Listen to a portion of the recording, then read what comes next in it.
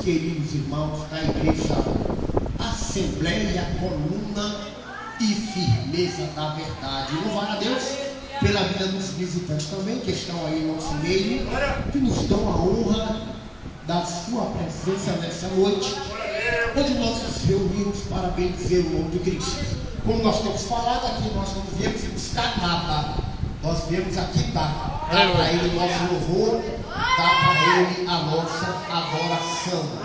Alguns irmãos estão para o lado do litoral, outros para o interior. Me pediram liberação, alguns estão viajando com família, e eu liberei os irmãos. Então estão embaixo da bênção. Por isso que você está procurando os irmãos, não estão observando, encontrando eles, mas estão embaixo da bênção. Assentado onde você se encontra, eu quero convidar você a abrir a palavra do Senhor Jesus no Evangelho, aleluia, segundo Marcos, havia escrito, Evangelho do Senhor Jesus Cristo, segundo Marcos, capítulo de número 13, verso de número 33 em diante. Evangelho do Senhor Jesus, segundo escrever a Marcos, capítulo de número 13, verso de número 33. Que Deus continue abençoando o diácono Romei por deixar o som daquele jeito, né? A igreja aqui nós primamos que o pregador, o levita, tem um bom som. É o nosso interesse que ele faça o melhor para Deus, um bom som, uma boa qualidade de som, nós primamos por isso. Então, que Deus continue abençoando o diácono Romei por nos proporcionar um som de tão boa qualidade assim, mesmo estando ainda recuperando uma gripe, mas o diácono Romei foi instrumento de Deus nessa noite para nos dar um bom som. Amém, irmãos? Vire para o seu irmão, eu não gosto desse negócio, mas lá vai, diga: prepara, que o Espírito Santo vai continuar falando contigo. Que nos diz assim a infalível palavra do Senhor, Marcos capítulo de número 13, verso de número 33, assim está inserido: olhai, vigiai e orai, porque não sabeis quando chegará o tempo. É como se um homem partindo para fora da terra deixasse a sua casa e desse autoridade aos seus servos e a cada um a sua obra, e mandasse ao porteiro que vigiasse. Vigiai, pois, porque não sabeis quando virá o Senhor da casa, se à tarde, se à meia-noite, se ao cantar do galo, ou se pela manhã, para que, vindo, aleluia, de improviso, não vos ache dormindo. E as coisas que vos digo, digo-as a todos: vigiai. E as coisas que vos digo, digo-as a todos: vigiai. E as coisas que vos digo, digo-as a todos: vigiai. Soberano, amado Deus, eterno Pai, ó Deus, em nome do seu amado Filho Jesus Cristo, nessa noite, Deus, mais uma vez apresenta a minha vida em tuas mãos, reconhecendo, ó Deus, todas as minhas limitações e reconhecendo de fato que sou um homem pecador, Senhor. Portanto, em nome de Jesus, me perdoa mais uma vez, Pai amado, Pai querido, me perdoa em nome do seu amado Filho, meu Senhor. Ó Deus, para que aquele que é adversário da minha alma, adversário dessa igreja, não tente colocar obstáculo na tua palavra que será ministrada. Portanto, ó Deus, para somente a honra e a glória do nome de Cristo, ó Deus, perdoa-me mais uma vez e habilita-me, Senhor amado, para que o Espírito Santo encontre, ó Deus, nessa noite mais uma vez em mim o instrumento para pregar a tua palavra. A ponto, meu Senhor, que os ouvintes que aqui estão não se retirem daqui da maneira que eles já entraram, e que saiam aqui levando esta palavra no seu coração e que venha fazer efeito somente para a honra, para a glória e o louvor do teu santo nome. Aqueles que assim acreditam, digam graças a Deus. Queridos, amados irmãos em Cristo Jesus, quando nós nessa noite fazemos menção do Evangelho a qual narraram, querido irmão Marcos, é necessário, como de costume, trazer a lume para vocês. O Evangelho de Marcos é tido dentre os teólogos, dentre daqueles que são conhecidos como biblistas, o primeiro evangelho a ser escrito. Daí porque Mateus e também Lucas haviam buscado na fonte de Marcos tudo quanto aquilo que Marcos havia observado, tudo quanto aquilo que Marcos havia contemplado acerca do ministério do Senhor Jesus Cristo. Não obstante dizer para os irmãos que era um período diferenciado em toda a história da raça humana, porque era justamente aquele período em que existiu, aleluia, em algumas Bíblias, você sabe disso, 4 páginas em branco, que correspondia entre o primeiro e o segundo testamento. Essas 4 páginas em branco, elas tipificam em tom de simbologia 397 anos, do qual Deus não se comunicava mais com os homens, do qual Deus estava irado com os homens que Ele mesmo havia criado, por causa das suas escolhas, por causa da sua vida de pecado, por causa da sua idolatria e da sua resistência à palavra do Senhor. Me permita nesta noite ir um pouco mais e fazer você entender, dentro do antropomorfismo, que era como se Deus falasse assim: já que vocês querem viver a vida de vocês, já que vocês querem viver uma vida distante de mim, que seja segundo o seu livre-arbítrio. Me permita delirar nas Escrituras acerca dessa explanação. Era como se Deus houvesse deixado o homem nos caminhos que eles haviam escolhido, mas não, aleluia, obstante a isso,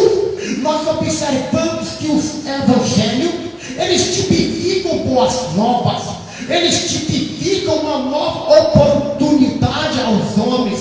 O evangelho nada mais é do que Deus voltando a falar com o seu homem, com as homens que Ele havia criado. É Deus voltando, aleluia, a se expressar por intermédio dos seus servos, para mostrar ao homem que o seu caminho estava errado, para que o homem retornasse novamente para Deus. Por isso que os evangelhos nos traz, aleluia, os primeiros anos da igreja sobre a face da terra. Se o livro de Atos dos Apóstolos é escrito por Lucas, ele vai trazer todo o seu povo, todo o seu contexto histórico, os primeiros 30 anos da igreja. No livro de Atos dos Apóstolos, nós observamos este contexto histórico de tudo quanto a igreja começara a fazer. Mas nos evangelhos, aleluia, tanto nos evangelhos sinóticos, que são aqueles que se entrelaçam entre si, como os evangelhos de Marcos, de Mateus e de Lucas, nós observamos aqui, ele justamente narrando este novo período para a raça humana. O evangelho de Marcos, queridos amados irmãos, 41º livro da Bíblia, com seus 16 capítulos, 678 versículos, escrito aproximadamente de 55 a 65 depois de Cristo. Essa expressão 55 e 65 depois de Cristo, você precisa parar para entender algo nessa noite. Já se passaram quase 70 anos e Marcos agora começa a lecionar tudo quanto ele havia, aleluia, percebido, tudo quanto ele havia contemplado acerca do ministério de Cristo. Este evangelho de Marcos, amados queridos irmãos, ele vai justamente ser escrito para os irmãos que estavam, aleluia, em Roma. Ele vai ser escrito, aleluia, para os novos conversos, novos convertidos, porque eles viviam, aleluia, o impasse e o confronto desigual. Os novos conversos em Cristo Jesus, eles estavam sendo perseguidos por causa da sua fé e por causa da sua crença.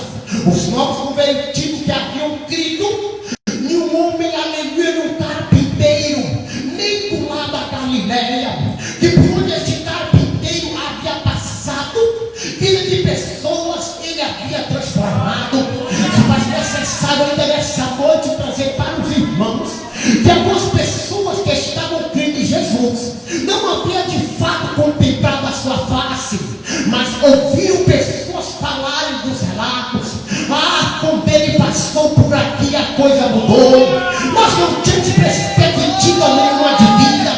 Quando ele saiu da carpintaria do seu pai e começou a sair pregando e falando do amor, falando das maravilhas, aleluia, do seu reino. Quando ele começou a dar vista àquele que não tinha, quando ele começou a consertar quem era encurvado de coluna, quando ele começou, aleluia, pegar aquele que há 4 décadas estava à beira do tanque, quando ele começou, aleluia, a dar uma atenção singular para as mulheres, porque as mulheres da época elas não tinham essa atenção pelo sistema. Ele começou a falar com pecadoras, ele começou a deixar que as imundas tocassem nas suas vestes.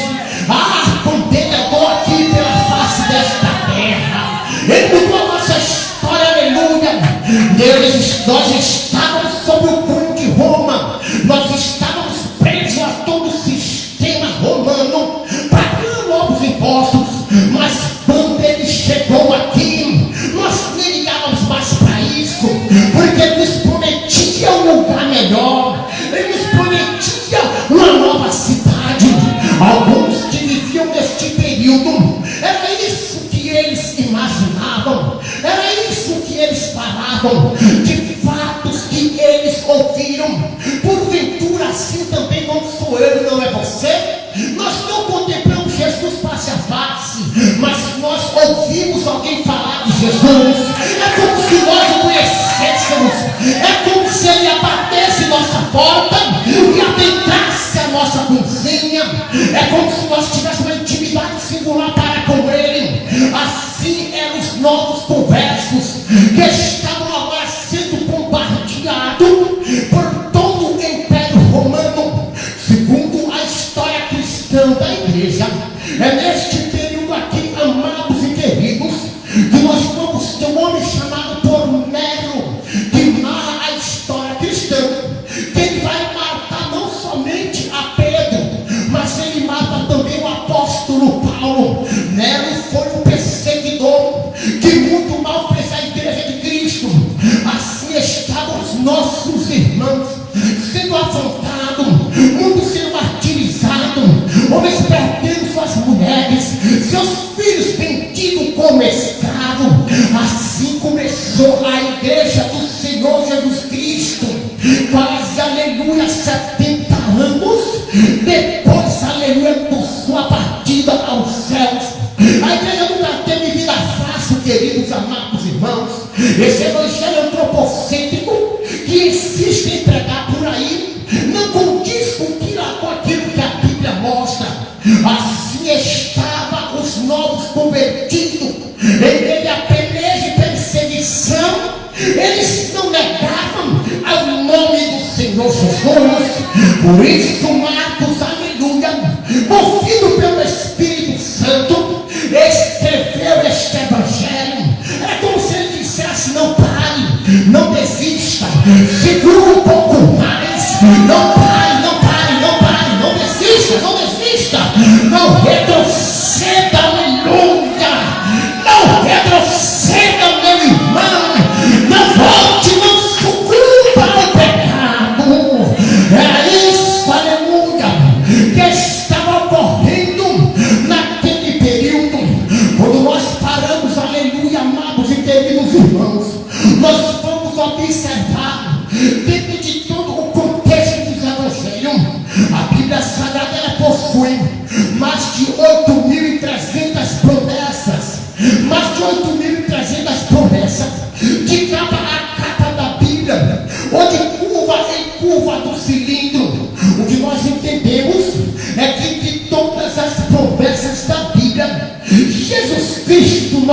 chamado mestre, o Rabi da Galileia, o mais lindo, o Cordeiro de Deus, aquele que tem as chaves de Davi. Jesus Cristo, amada igreja dele, ele nos fez 3 promessas que nenhum homem na terra tem capacidade de fazer. Ele nos fez 3 promessas distintas.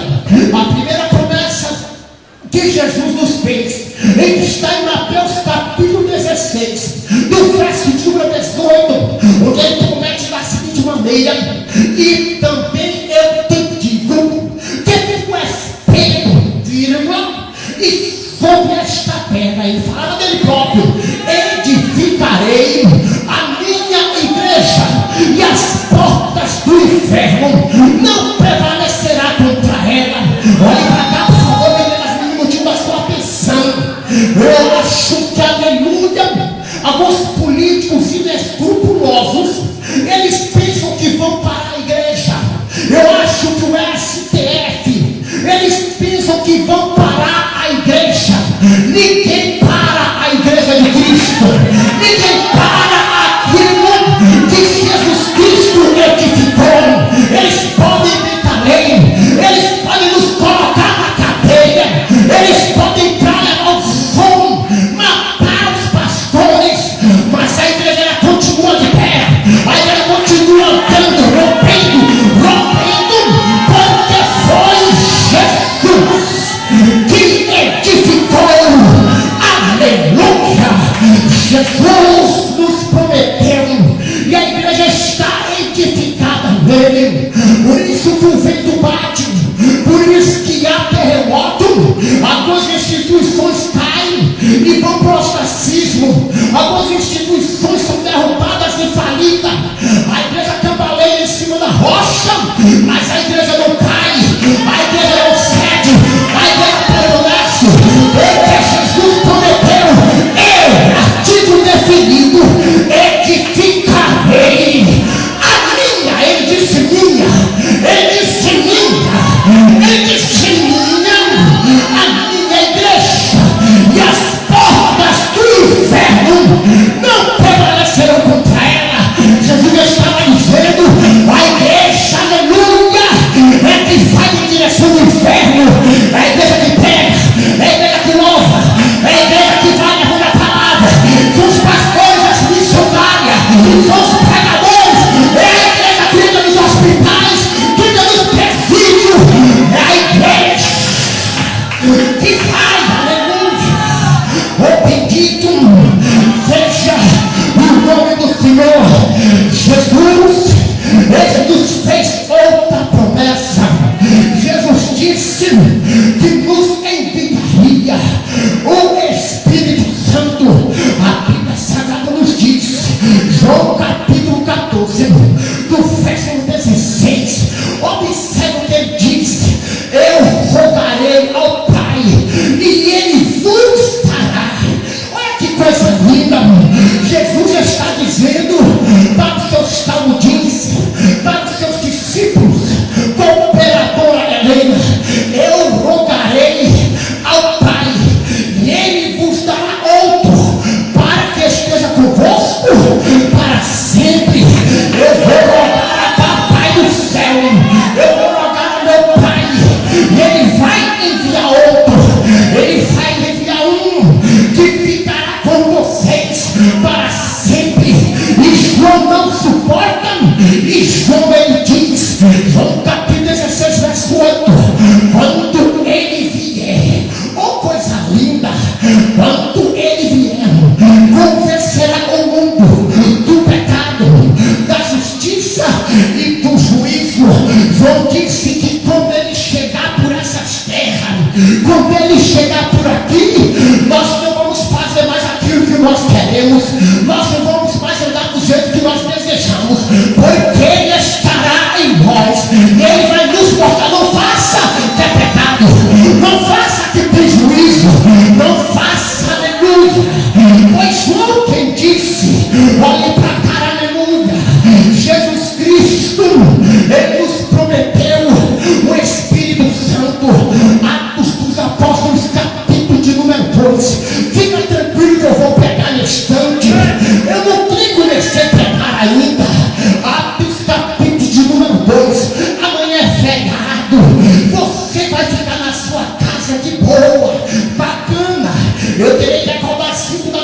e romper para trabalhar. Mas eu não comecei a pregar ainda. Atos capítulo de número 2. Estavam todos reunidos no cenáculo, segundo alguns estudiosos, aproximadamente 500 pessoas com a cara no pó, buscando a face do Senhor, a face do Kadosh, porque no capítulo de número 1, Jesus já havia sido assunto ao céu, as nuvens abriram e Jesus Cristo, ele retorna para a morada celeste. É necessário orar muito, é necessário estar em comunhão com o Pai, porque não estava mais conosco, ele não andava mais pelas ruas de Jerusalém, ele não estava mais na Galileia, ele não estava mais em Samaria, ele não estava mais em Belém, ele não estava à beira do Jordão, ele não estava, aleluia, mas aleluia, em Decápolis. Jesus havia subido, Jesus havia voltado para a glória. Delira comigo nas escrituras, quando ele vai passando o primeiro céu, quando ele vai passando o primeiro céu, isso é coisa de crente pentecostal. Eu penso que as nuvens ficaram no alvoroço quando Jesus vai subindo, as aves, os pássaros, as águias voando, ficam no alvoroço, sobem, porque ele vai subindo, ele é a própria, aleluia, o próprio Criador que fez todas as coisas. João capítulo 1, oh aleluia, diz que no princípio era o Verbo, e o Verbo era Deus. Todas as coisas foram feitas por intermédio dele, vai ele subindo, por intermédio dele, vai ele subindo, e sem ele, Jesus, nada do que foi feito se fez. É por isso que no primeiro céu, me permita ir um pouco mais, a cosmologia moderna não ia entender isso. Lá vai ele passando pelo segundo céu, as estrelas dão um brilho mais forte para quem dizendo e adorando. Me permita, aleluia, o sol dá o seu brilho no ápice, a lua se curva na glória, ele vai passando pelo segundo céu, os cometas de um lado a outro, de admiram o rei, os cometas, aí ele subindo para o segundo céu. Agora pedirá comigo lá no terceiro céu, no parapeito da eternidade, o Pai dele com os braços abertos: vem meu filho, vem meu filho, vem meu filho, vem meu filho, vem meu filho, vem meu filho. Era necessário orar demais, era necessário andar com a boca no pó. É interessante que eles estão orando, daí de repente veio do céu um som como de um vento impetuoso e vem adentrando pela casa. Abre as portas, me permita, abre a janela e pega 120 e entra neles, aleluia, e começa, aleluia, a igreja do Senhor sobre a face dessa terra. Jesus prometeu edificar a sua igreja, ele edificou. Jesus prometeu que doaria o Espírito Santo, ele doou. Jesus nos fez uma terceira promessa. Se Jesus prometeu a primeira, Davi, ele cumpriu. Jesus prometeu a segunda, ele cumpriu. Jesus fez uma terceira promessa. Jesus não é candidato a vereador, Jesus não é candidato a prefeito, Jesus não é candidato a governador, Jesus não é candidato a presidente, Jesus não é candidato a embaixador da ONU. Jesus, tudo que ele promete, ele cumpre. Tudo que Jesus prometeu, ele, aleluia, cumpriu.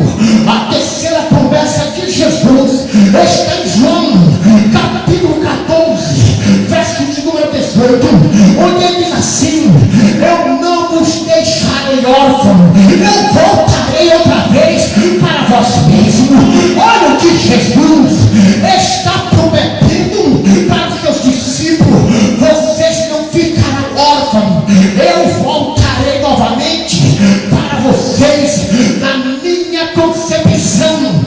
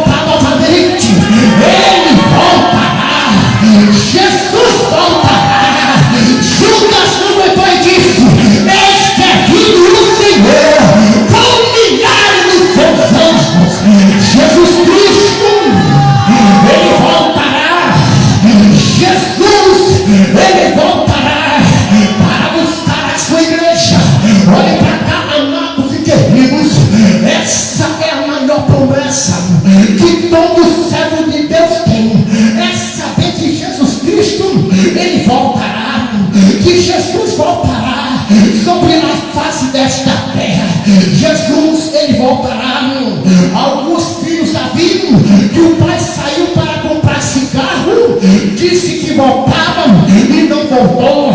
Alguns maridos que a esposa foi para o trabalho e disse que voltava meio-dia e não voltou. Alguns netos que estão esperando o retorno do avô até hoje, eles foram e não voltaram. Alguns amigos estão esperando o retorno de algum amigo que partiu, que jamais voltará. Mas Jesus Cristo disse: eu vou voltar, igreja, eu vou voltar, aleluia. Eu estou aguardando a sua vinda, eu estou aguardando. Quem mais está aguardando, levanta a mão e dá glória a Deus. Deixa eu ver se você está aguardando aí.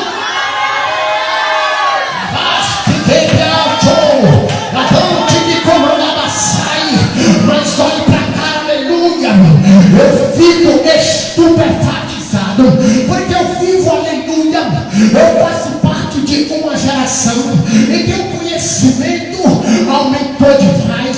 Eu faço parte de uma geração que nem tudo você pode pregar mais, porque há muitos teólogos mundo afora que ficam analisando o que você prega, que ficam analisando a sua diatribe, que ficam analisando o seu vernáculo, o seu português, a sua teologia, que ficam, aleluia, como se fosse papagaio de Nintendo, observando o que você fala. É neste período aqui que nós estamos vivendo, em que os homens, aleluia, eles se preocupam com muitas coisas. Os homens se preocupam. Eu vejo os embates nos podcasts, eu vejo os embates nas redes sociais. São professores de teologia, homens com doutorado, com vários tipos de canudo na parede, que eles ficam discutindo acerca de qual linha teológica seguir. Existem aqueles que seguem a teoria, as teses de João Calvino, que seguem, aleluia, o calvinismo. E existem aqueles outros que seguem a tese de Jacob Arminio, que são conhecidos como os arminianos. Essas duas classes de teólogos, eles ficam brigando em redes sociais para ver quem sabe mais. É Calvino que está certo, não quem está certo é Jacob. Arminio e Jacob que está certo. E eles brigam todo dia. E muitas pessoas vão lá olhar o debate e ficam discutindo para ver quem sabe mais do que o outro, para ver quem conhece mais. É uma geração do ego, aleluia, inflamado. É uma geração que quer mostrar que é melhor. É uma geração que estão preocupados de ter vários seguidores, de receber vários likes. É uma geração, aleluia, que não estão preocupados com o que de fato Jesus havia nos advertido.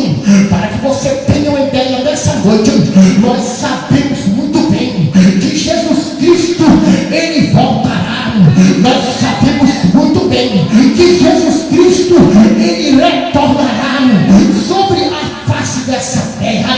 Existem algumas linhas teológicas que falam acerca desta volta. Observe, queridos amados irmãos, os pré-tribulacionistas, eles acreditam que a igreja, ela não passará pela grande tribulação. Os pré-tribulacionistas, eles ficam de forma veemente dizendo que a igreja do Senhor Jesus não vai passar pelo período mais negro da história, conhecido como a grande tribulação, um dia como se nunca houve na terra. E esta linha, que é uma linha recente, de quase 200 anos para cá, eles começaram a defender que a igreja não passará. E são muitos os pastores teólogos dos pais. Eu tenho uma admiração muito grande, porque eu também faço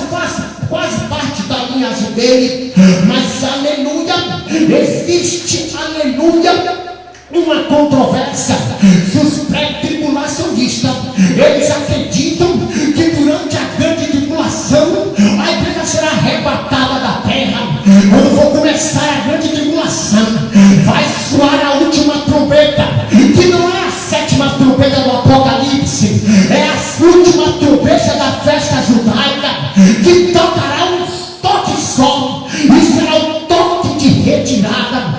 Eles, aleluia, acreditam que quando for começar a grande tribulação, Jesus tira a sua igreja da terra. Eles se firmam, aleluia, em 1 Tessalonicenses, um dos vários versículos, capítulo de número 1, verso de número 10, que está inserido assim na carta magna: enquanto aguardeis no céu o seu Filho, a quem ressuscitou dentre os mortos, Jesus, que nos livrará da ira futura. Sobre versículos como esse, eles dizem que nós não passarão, mas existe uma grande massa de teólogos que dizem o contrário. São os pós-tribulacionistas. Os pós-tribulacionistas, eles tiveram como missionária Solange a tese que a igreja passará pelo pior momento do povo na terra, que será a grande tribulação. Os pós-tribulacionistas, eles dizem que a igreja vai ficar aqui para passar na mão do anticristo, para que a igreja dê a própria vida para poder ser salvo, não negar o nome de Cristo. Eles estão dizendo que a igreja passará neste período de nuvens negras que fará sobre a face da terra, que a igreja será invadida, que os pastores serão mortos. Eles defendem essa tese e eles têm base teológica para isso, e é uma briga terrível. Eles pedem a cordialidade, parece que não são nem pastores, ficam brincando acerca disso. Existe uma terceira linha chamada de mesotribulacionista. Os mesotribulacionistas, eles são daqueles que acreditam, presbítero Júnior, que no meio da grande tribulação, no meio da grande tribulação, Jesus voltará. Isso corresponde a 3 anos e meio, porque segundo o livro do profeta Daniel, a Bíblia Sagrada no capítulo número 12, verso 1, Daniel é mesmo que diz que no último dia o grande príncipe Miguel, o protetor do seu povo, se levantará, pois haverá um dia como nunca houve sobre a face da terra. Se levantará em prol do seu povo. Mas observe aqui, segundo esta visão, durante 3 anos e meio, porque em que se diz será 7 anos, aleluia, de tribulação. 3 anos e meio é quando o anticristo rompe a aliança com Israel e começa agora a perseguir todo mundo. Os mesotribulacionistas, eles dizem que Jesus tira a sua igreja no meio da grande tribulação. No meio da grande tribulação, irmãos, mas observe aqui, Jesus Cristo, você não vai ver na Bíblia Jesus dizendo se ele vem antes, se ele vem depois, ou se ele vem no meio. Jesus não disse isso em parte alguma da Bíblia. Então preste atenção, por favor, que eu não vim aqui fazer visita, eu não vim aqui obrigado ser pregador. Eu estava ainda nessa madrugada estudando a Bíblia na biblioteca e pedindo a ele me dê graça. Mas fala com a tua igreja. Estes debates, na minha opinião, eles para nada servem. Eu sempre converso com a minha família, eu, a missionária Davi, a missionária Solange, o presbítero Luciano e o meu querido Davizinho. Nós comentamos acerca desses embates.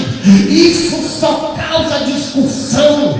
Quando acaba a disputa de Agnurém, você já percebeu que ninguém saiu como vencedor? Não houve um denominador comum. A Bíblia Sagrada, ela me adverte acerca disso. 1 Timóteo, capítulo de número 1, do verso número 4, diz assim: nem se ocupassem com fábulas ou com genealogia intermináveis, que antes produzem controvérsia, do que servir a Deus e a fé.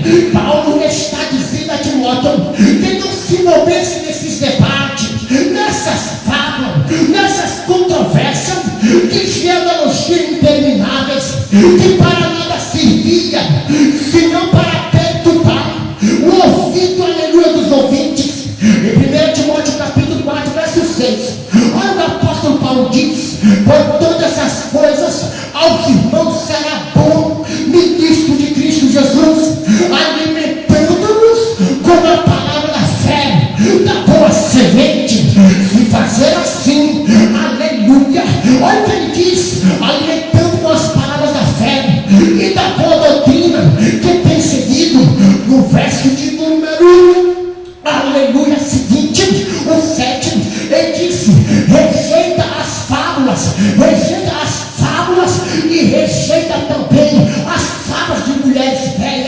Paulo está dizendo a Timóteo que não ficasse com essas discussões teológicas, que isso para nada serve, a não ser perverter o filho daqueles que estão ao redor. A palavra fábula aqui, ela vem de uma expressão no particípio de motos. Essa expressão motos significa fala, significa discurso, discurso fictício ou discurso místico. É isso que Paulo está dizendo. Não fica ouvindo essas coisas não, Timóteo. Isso de nada serve. É uma geração, amados e queridos, que não prega a Bíblia como ela é. Em Atos dos Apóstolos, capítulo de número 5, do verso 19, está escrito assim: mas à noite o anjo do Senhor, ele veio, aleluia, e abriu as portas da prisão, tirou-os para fora e disse, verso número 20, ide agora, oh aleluia, o anjo entra na prisão, tira os apóstolos de lá, tira os discípulos e disse, ide, apresentai no templo e dizei ao povo, olha que coisa linda, ide, apresentai ao templo e dizei ao povo a mensagem completa dessa nova vida. Não é preciso ser teólogo, eles estavam presos encarcerados por causa do nome de Jesus. Jesus, aleluia, desce lá anjo. Eu estou vendo um anjo descendo em Jerusalém e passando pelos quartéis da guarda, e chega onde eles estão, abre a porta da prisão, lá vai Pedro, lá vai ele, sai da prisão, sai da prisão, sai da prisão, agora vai lá no templo e pega toda a palavra, pega toda a palavra, pega a palavra completa, não pega pela metade não pega não pega pela metade, sim, aleluia, bendito seja ao nome do Senhor, igreja de Cristo na terra. Atos dos Apóstolos, capítulo de número 9, do verso de número 16, é Jesus Cristo que diz o que ele vai fazer com Paulo: revelarei a ele tudo o que ele será necessário para sofrer por causa do meu nome. Jesus está dizendo, eu vou mostrar para Paulo que ele pregue toda a palavra, não prega pela metade não prega para agradar não, Paulo, prega toda a palavra. Eu te chamei Paulo para pregar toda a palavra, prega toda, levanta a tua Bíblia, deixa eu ver se eu estou no lugar da Bíblia, deixa eu ver, se eu estou no lugar da Bíblia. Aleluia, a Bíblia Sagrada nos diz, está inserido no livro da capa preta, Apocalipse, capítulo 14, verso número 6, olha o que João viu, e viu outro anjo voando pelo meio do céu, levando o evangelho eterno para proclamar aos que habitam sobre a terra, sobre toda a nação, tipo e língua e todos os povos. João está olhando para cima e passa o anjo grande com o evangelho na mão, o evangelho da verdade. Olha o anjo voando, olha o anjo passando, olha o anjo descendo com o evangelho, aleluia, para todas as nações.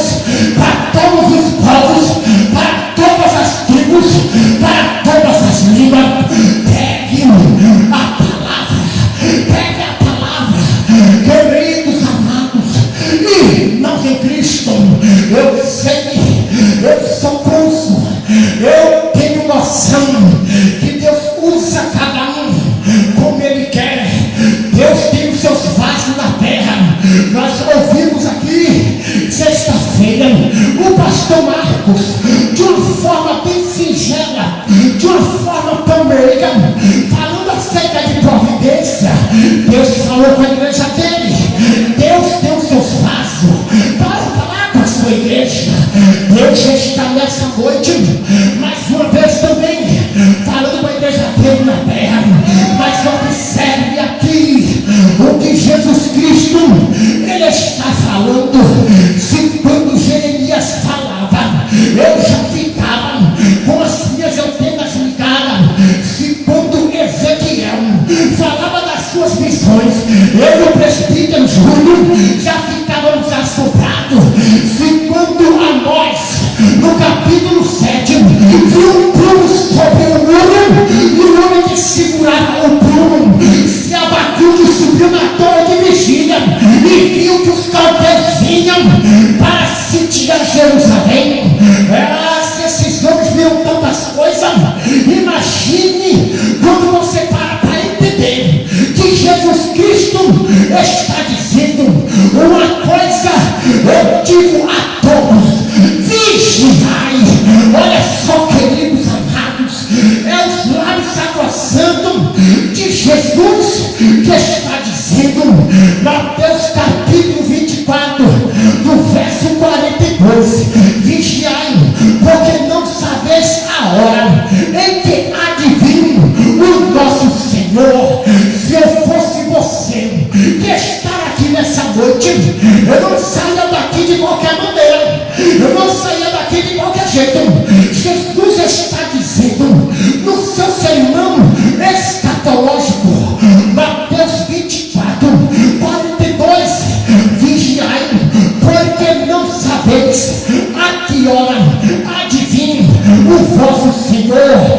Se faz necessário dizer para nós outros que Jesus está falando uma profecia, me permita, atemporal. Porque atemporal, pastor Luciano, que essa profecia aqui, ela não se distingue somente ao povo de Jerusalém, da cidade santa, da cidade de Davi, da cidade luz. Essa expressão aqui não diz somente quando o justo Flávio Vespasiano, um dos maiores generais romanos, sitiou Jerusalém, e naquele sítio morreram mais de 110 mil judeus. Falta-me tempo para trazer as narrativas de Flávio Joséfo. Nesta passagem aqui, era aleluia, era tinta da igreja, e Jesus disse que eles deveriam vigiar, porque viria um dia como nunca se houve, viria um dia como nunca eles haviam passado. Na era 70, aleluia, foi quando essa profecia se cumpriu. Mas por que ela é atemporal? Porque qualquer teólogo bom de escatologia, ele sabe muito bem que esta passagem aqui também fala a respeito dos dias finais, dos dias onde nós estamos inseridos, dos dias que a igreja está sobre a face da terra. Em Marcos capítulo de número 13, do verso, aleluia, que nós lemos, do verso 33 ao 37, Jesus está fazendo uma, aleluia, advertência. Jesus está advertindo os seus discípulos. É como se ele estivesse aqui nessa noite, eu creio assim, advertindo a sua igreja, porque eram os profetas que Jesus Cristo usava, eram os profetas que Deus usava. Olhe para cá, dá uma sua atenção. Nós conhecemos muito bem que essa geração de hoje é uma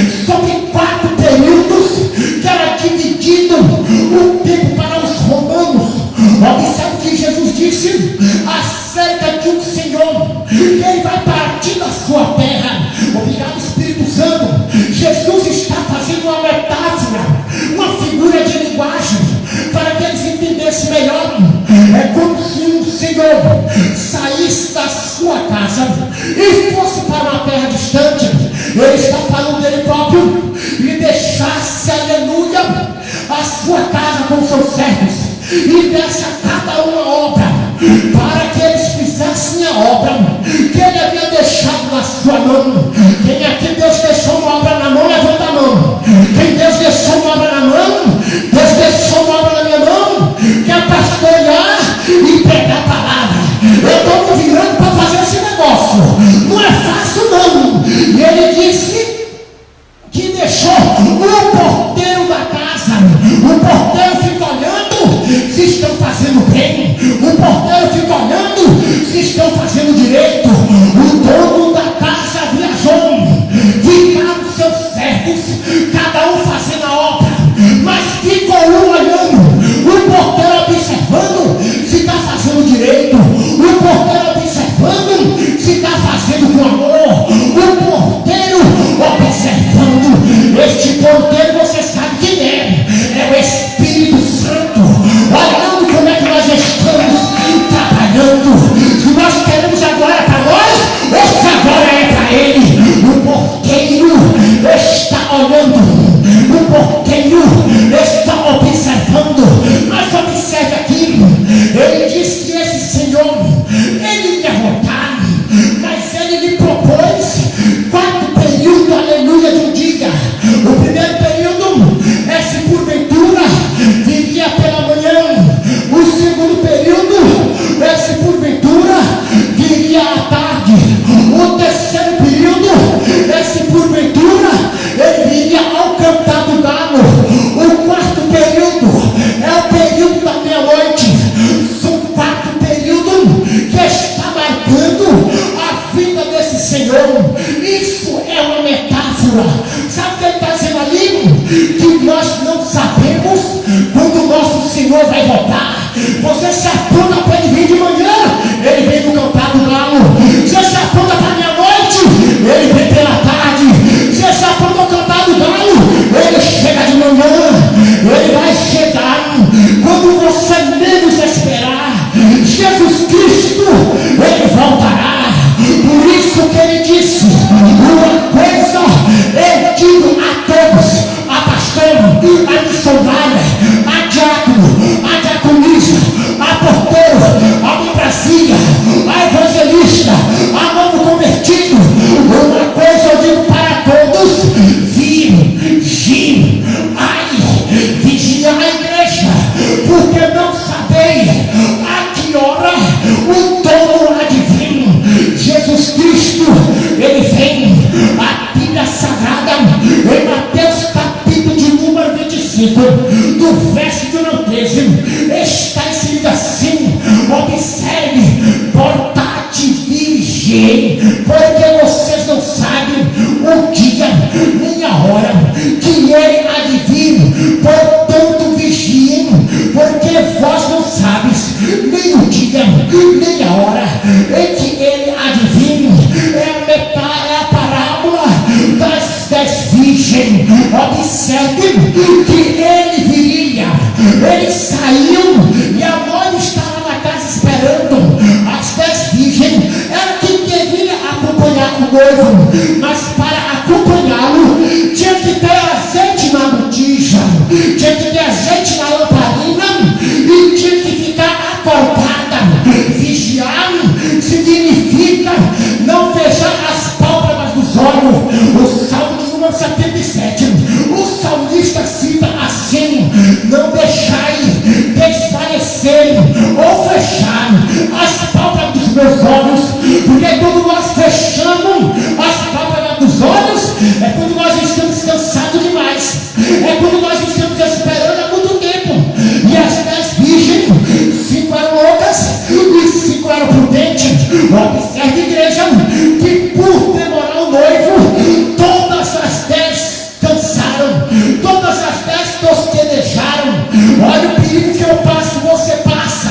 Não somente quem acha que está com muito azeite, mas também quem já não tem azeite nenhum. Por isso que ele disse: portanto, vigiem, porque vós não sabeis a que hora o noivo há de vir. Eu não quero saber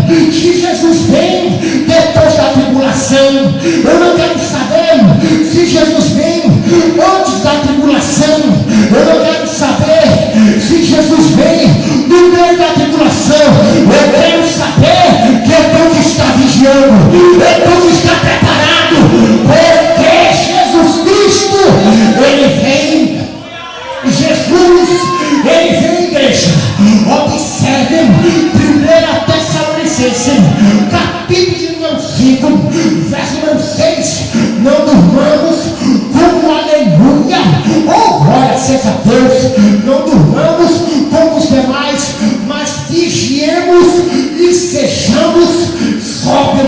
A missiva de Paulo aos Tessalonicenses é a missiva paulina que mais fala sobre o arrebatamento da igreja, sobre a vida de Jesus. Ele está dizendo: não durmamos como os demais, mas sejamos sóbrios, ficamos acordados, vigiemos.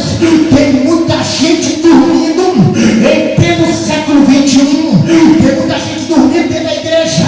Eu estou para tratar um assunto que eu tratei com a missionária lá em casa hoje. Eu vou tratar com toda a igreja reunida. Tem muita gente dormindo, irmãos, tem muita gente dormindo, e não sou eu que estou falando, foi Cristo quem disse: vigiai, vigiai. Vira para o teu irmão, toca nele com carinho, toca com carinho nele e diga assim: vigia a terra. Diga para ele, diga para ela, diga para ele: vigiai. Diga para esse visitante que está aí: vigiai. O diabo não, o diabo não. Você é profeta, não é um saco de pipoca. Vigia, aleluia, vigia. A Bíblia Sagrada nos diz: observe o que está inserido na carta magna de Deus. 1 Pedro, capítulo 5, versículo 8, está escrito assim: sede sóbrio e vigiai. O vosso adversário, o diabo, anda ao vosso derredor, rugindo como leão, buscando a quem possa tragar. Observe o que Jesus disse: que Satanás, tem gente que pensa que Satanás está lá no inferno. Satanás está no inferno, ou desabusado, ou alfabeto de Bíblia. Satanás está solto por aí, buscando quem não está vigiando, quem está vendo que não deve, quem está falando que não deve. Tem gente que é crente, mas está ouvindo música do mundo. Tem gente que é crente, mas só anda no meio da patifaria. Tem gente que é crente, assistindo o que não deve, olhando o que não pode, falando o que não pode dizer. O diabo já está na espreita para pegar quem não vigia, mas quando ele chega perto do crente que vigia, sai para lá, Satanás. A minha vida é a Bíblia, é oração, é cultuando, é adorando a Deus. Sai para lá, diabo. Aleluia. Vigiai. A Bíblia Sagrada, Hebreus capítulo 3, versículo 8: se hoje ouvides a voz do Senhor, não endureçai o vosso coração, como no dia da tentação no deserto. Quem está ouvindo a voz do Senhor, levanta a mão, levante. Eu posso ouvir um aleluia, eu posso ouvir um aleluia, eu posso ouvir um glória a Deus. Quem tem agora? Quem tem agora? Quem trouxe dar? Quem trouxe glória da glória? Deixa eu ver, eu vou lhe dar 15 segundos para você adorar. Adore!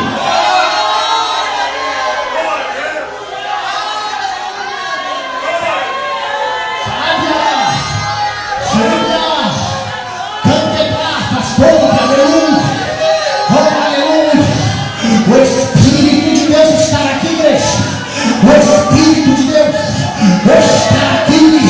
Quanto mais glória você dá, mais ele te toca. Quanto mais glória você dá, mais ele enche. Tem gente dando glória sendo curado, tem gente dando glória sendo visitado, tem gente dando glória.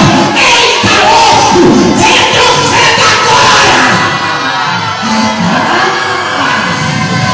Vem na noite, eu aleluia.